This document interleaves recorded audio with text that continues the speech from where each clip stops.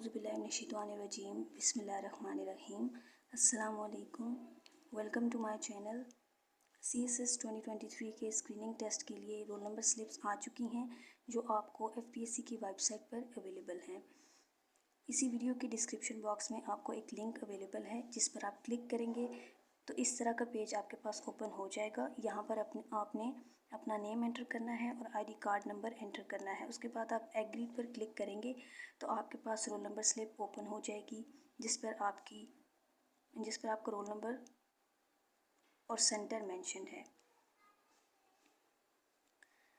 CSS screening test के लिए जाते हुए आपके पास ये रोल नंबर स्लिप होना ज़रूरी है, आपका ID कार्ड और ओरिजिनल चालान की कॉपी, अदरवाइज़ आपको हॉल में एंटर नहीं होने दिया जाएगा। That's all for today's video. Thanks for watching. Allah Hafiz.